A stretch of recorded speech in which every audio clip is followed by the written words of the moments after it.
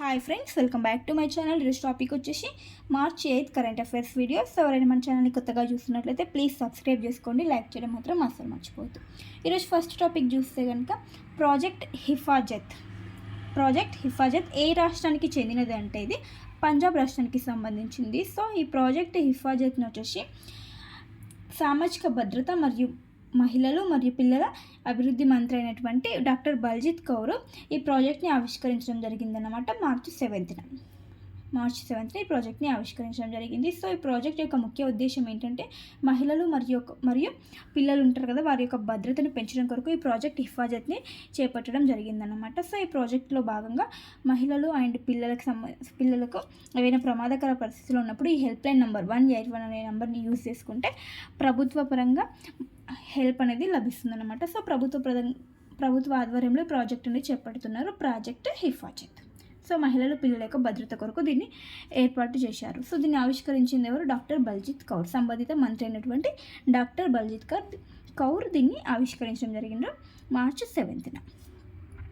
Next వచ్చేసి Assam state వచ్చేసి జాగీరోడ్ అనే ఒక ప్రాంతంలో రాబోయే ఫ్యూచర్లో ఎలక్ట్రానిక్ సిటీని నిర్మించుతుందంట. సో ఆ ఎలక్ట్రానిక్ సిటీకి రతన్ టాటా ఎలక్ట్రానిక్ సిటీగా పేరు అనేది పెట్టడం జరుగుతుందంట అస్సాం స్టేట్కి సంబంధించి. సో గుర్తుంచుకోండి. అయితే ఈ ప్రకటన ఎప్పుడు చేశారంటే అడ్వాంటేజ్ అస్సాం 2.0 సమ్మిట్ జరిగింది కదా. సో ఆ సమ్మిట్ తర్వాత ఈ ప్రకటన అనేది చేయడం జరిగింది. ఏదైతే వాళ్ళు ఫ్యూచర్ ఎలక్ట్రానిక్ సిటీని నిర్మించుతున్నారో దానికి రతన్ టాటా ఎలక్ట్రానిక్ సిటీగా పేరు అనేది పెట్టడం జరుగుతుందంట. సో ఏ స్టేట్కి సంబంధించింది? అస్సాం స్టేట్కి సంబంధించినది, ఇది గుర్తుంచుకోండి.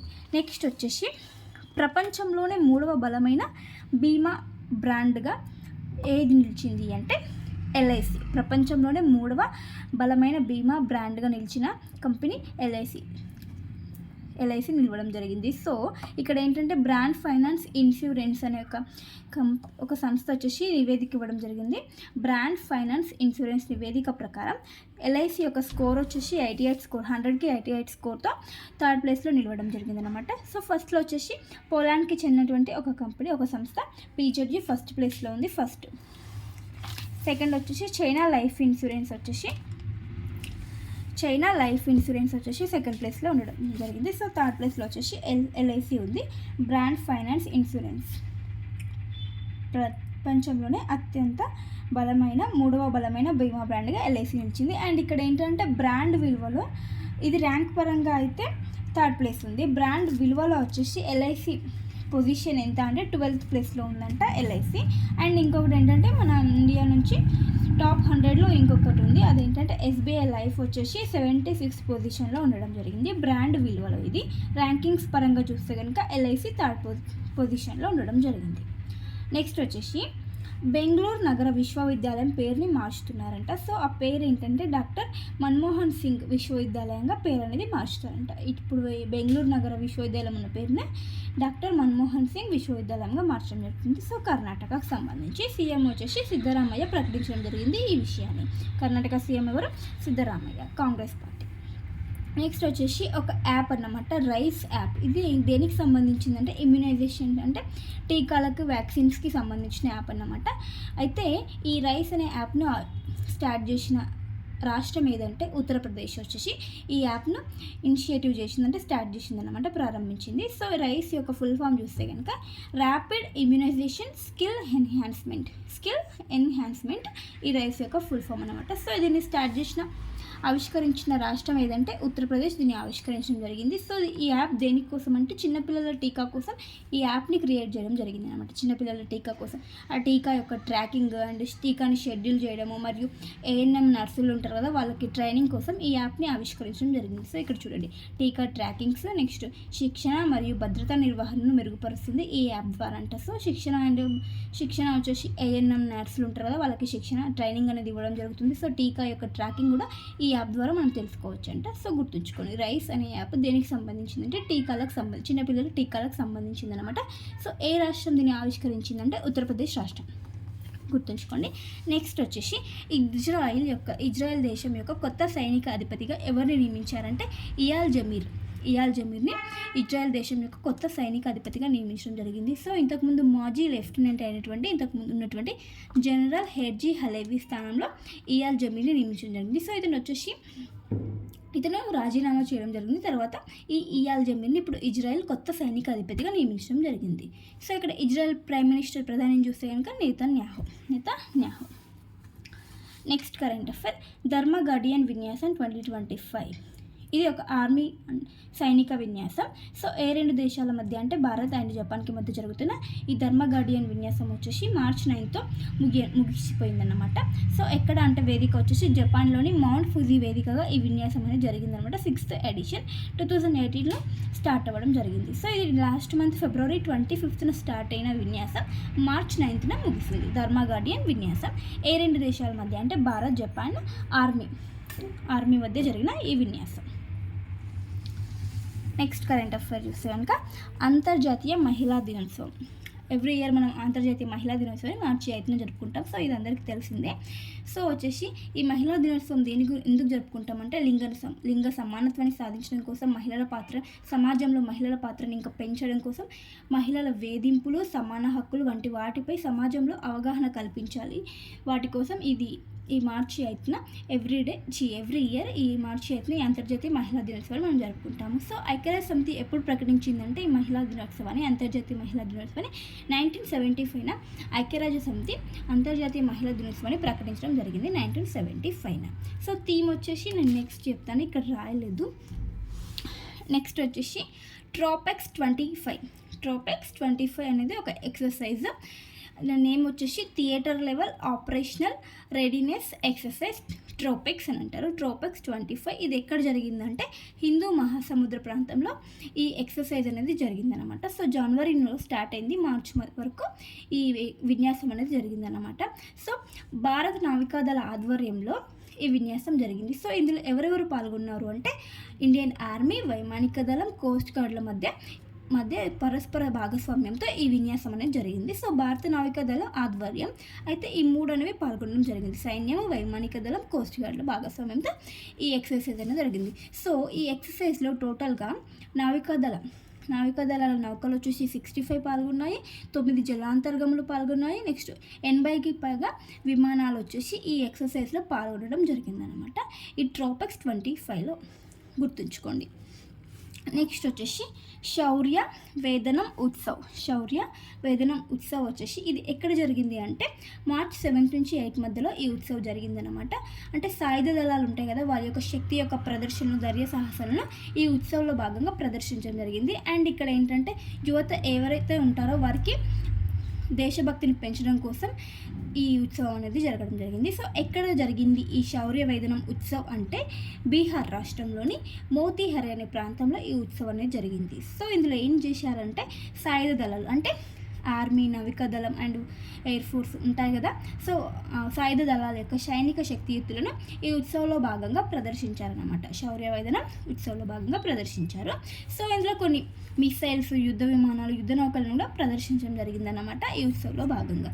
సో అవి ఏంటంటే T-90 ట్యాంక్, ఇది స్వదేశీ K9 వజ్ర, నెక్స్ట్ BMP వాహనాలు, WLR స్వాతి ఆయుధాలు వంటి వాటిని ఈ శౌర్య వేదనం ఉత్సవంలో భాగంగా ప్రదర్శించడం జరిగింది. వివిధ రకాల ఆయుధాలను కూడా ప్రదర్శించడం జరిగింది. సో ఎక్కడ జరిగింది? మోతీహరి, ఎక్కడ? బీహార్లో ఉంది. ఇది ఈ ప్లేస్లో శౌర్య వేదనం ఉత్సవం అనేది జరిగింది. సాయుధ దళాల యొక్క సైనిక శక్తులను ప్రదర్శించడం జరిగింది ఈ ఉత్సవంలో భాగంగా.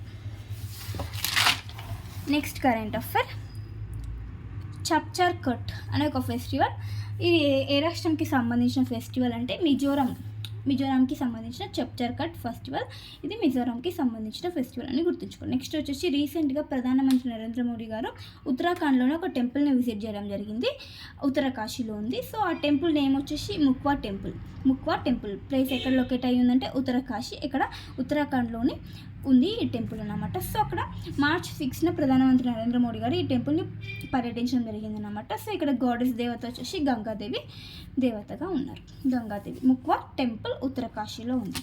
నెక్స్ట్ కరెంట్ అఫైర్ చూస్తే కనుక క్రాసోలెబియం ద్వితీయ ఒక నిమెటోడా జాతికి చెందిన స్పీసీస్ అంటే క్రాసోలెబియం ద్వితీయ. అయితే సో దీన్ని ఒడిశాలోని కియోంజర్ జిల్లాలో దీన్ని కనుగొనడం జరిగింది. జూలాజికల్ సర్వే ఆఫ్ ఇండియా దీన్ని గుర్తించడం జరిగింది. క్రాసోలెబియం ద్వితీయ అని గుర్తించడం జరిగింది అనమాట. సో ఇది ఒక నిమెటోడా స్పీసీస్ అంటే గుర్తుంచుకోండి. క్రాసోలెబియం ద్వితీయ అంటే ఏంటంటే ఒక స్పీసీస్ అనమాట, నిమెటోడాకి చెందిన ఒక species. Next current affair, Mana Mitra WhatsApp governance. Mana Mitra వచ్చేసి ఇది ఒక వాట్సాప్ గవర్నెన్స్. ఏ రాష్ట్రం దీన్ని ఏర్పాటు చేసింది, వాట్సాప్ గవర్నెన్స్కి క్రియేట్ చేసింది అంటే ఆంధ్రప్రదేశ్ దీన్ని క్రియేట్ చేసింది. సో రీసెంట్గా ఇది ఎప్పుడు స్టార్ట్ చేశారంటే January 30th దీన్ని ఆంధ్రప్రదేశ్లో నారా లోకేష్ గారు స్టార్ట్ చేయడం జరిగింది ఈ మనమిత్ర వాట్సాప్ గవర్నెన్స్ యాప్ని. అయితే ఇందులో ఇంతకుముందు రీసెంట్గా ఏంటంటే 161 సేవలనే ఉండేవి స్టార్ట్ చేసినప్పుడు. సో ఇప్పుడు 200కి పెంచడం జరిగిందంట. సో గుర్తుంచుకోండి, 200 సేవలు ఇప్పుడు ఈ మనమిత్ర వాట్సాప్ గవర్నెన్స్ ద్వారా ప్రజలకి అందుబాటులో ఉండనున్నాయి. ఏ రాష్ట్రానికి సంబంధించిందంటే ఆంధ్రప్రదేశ్ రాష్ట్రానికి సంబంధించింది. సో గుర్తుంచుకోండి. నెక్స్ట్ కరెంట్ అఫైర్, తెలంగాణకు సంబంధించింది. Fisheries startup conclave. Fisheries startup conclave 2.0 ఎక్కడ జరగబోతుంది వేదిక అంటే హైదరాబాద్లో జరగబోతుంది. March 8th జరిగింది. సో హైదరాబాద్ వేదికగా ఈ ఫిషరీస్ స్టార్టప్ కాన్క్లేవ్ 2.0 అనేది జరిగింది. సో దీన్ని ఎవరు ఆవిష్కరించారు, ప్రారంభించారంటే so ministry of fisheries and animal husbandry.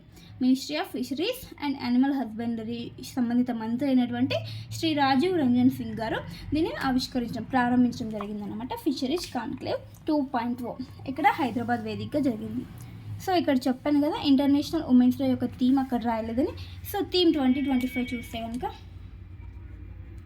2025 theme చూస్తే కనుక for all women and girls rights equality empowerment for all women and girls rights equality empowerment వచ్చేసి 2025కి థీమ్ అన్నమాట. సో అండ్ ఇక్కడ ఇంకోటి ఏంటంటే క్యాంపెయిన్ థీమ్ అనేది కూడా ఇవ్వడం జరిగింది. సో ఆ క్యాంపెయిన్ థీమ్ ఏంటంటే accelerate action calls for rapid advancement in gender equality. Accelerate action calls for rapid advancement in gender equality వచ్చేసి క్యాంపెయిన్ థీమ్ అంట. థీమ్ వచ్చేసి 2025కి ఇది థీమ్, ఇది క్యాంపెయిన్ థీమ్. సో గుర్తుంచుకోండి. సో మన ఇండియా యొక్క థీమ్ వచ్చేసి నారీ శక్తితో వికసిత్ భారత్ వచ్చేసి మన ఇండియాకి సంబంధించిన ఇతివృత్తం థీమ్ అన్నమాట. సో గుర్తుంచుకోండి, థీమ్ ఇంపార్టెంట్. నెక్స్ట్ వచ్చేసి సశక్తి పంచాయతీ నేత్రి అభియాన్ కార్యక్రమాన్ని రీసెంట్గా న్యూఢిల్లీలో కేంద్ర ప్రభుత్వం ఏర్పాటు చేసింది. ఈ కార్యక్రమాన్ని సశక్తి పంచాయతీ నేత్రి అభియాన్ కార్యక్రమం. సో దీని యొక్క ముఖ్య ఉద్దేశం ఏంటంటే గ్రామీణ పరిపాలనలో మహిళల యొక్క నాయకత్వ లక్షణాలు పెంపొందించాలి, వారి యొక్క నైపుణ్యాల స్కిల్స్ని పెంచాలనే ఒక కార్యక్రమాన్ని చేపట్టడం జరిగింది. సశక్తి పంచాయతీ నేత్రి అభియాన్ అంటే పంచాయతీ పరిపాలనలో మహిళల పాత్రను పెంచాలి అండ్ వాళ్ళు పరిపాలన చేయాలి, వారి నాయకత్వ లక్షణాలను అభివృద్ధి చేయాలి, నైపుణ్యాలను ఇంకా పెంచాలనే ఉద్దేశంతో ఈ కార్యక్రమాన్ని చేపట్టడం జరిగింది. కేంద్ర ప్రభుత్వం ఆధ్వర్యంలో న్యూఢిల్లీలో జరిగింది సశక్తి పంచాయతీ నేత్రి అభియాన్ కార్యక్రమం. నెక్స్ట్ వచ్చేసి ఉమెన్స్ డే సందర్భంగా రీసెంట్గా ప్రధానమంత్రి నరేంద్ర మోడీ గారు గుజరాత్లో ఉమెన్స్ డే సందర్భంగా ఒక మీటింగ్ అయితే జరిగిందనమాట. ఇక్కడ గుజరాత్లో జరిగింది వన్సారి. సో ఇక్కడ ప్రధానమంత్రి నరేంద్ర మోడీ గారికి సెక్యూరిటీగా మొత్తం టోటల్ ఎవరైతే సెక్యూరిటీ ఫోర్స్ ఉన్నారో వాళ్ళందరూ మహిళా సెక్యూరిటీలు అంటే ఫస్ట్ టైం ఇది చరిత్రలో మన భారతదేశ చరిత్ర తొలిసారి మహిళా సెక్యూరిటీలో ఉండడం అంట. సో అయితే ఇప్పుడు ఏ సందర్భంగా అంటే ఉమెన్స్ డే వేడుకల సందర్భంగా మహిళా సెక్యూరిటీలో ఉన్నారంటే టోటల్గా ప్రధానమంత్రి నరేంద్ర మోడీ గారికి. సో అలా ఇది న్యూస్లో ఉంది ఉమెన్స్ డే సందర్భంగా అనమాట. నెక్స్ట్ వచ్చేసి ఫ్రెడ్ స్టోలే ఒక టెన్నిస్ ఆటగాడు అనమాట. సో ఇతను రీసెంట్గా మరణించడం జరిగింది. ఏ దేశానికి చెందిన క్రీడాకారుడు అంటే ఆస్ట్రేలియా దేశానికి చెందిన క్రీడాకారుడు ఫ్రెడ్ స్టోలే, టెన్నిస్ క్రీడాకారుడు అని గుర్తుంచుకోండి. సో ఇవన్నీ ఫ్రెండ్స్ ఈరోజు ఇంపార్టెంట్ కరెంట్ అఫైర్స్. వీడియో నచ్చితే ప్లీజ్ లైక్ చేయండి, షేర్ చేయండి, అలాగే సబ్స్క్రైబ్ చేసుకోండి. Thank you for watching. By.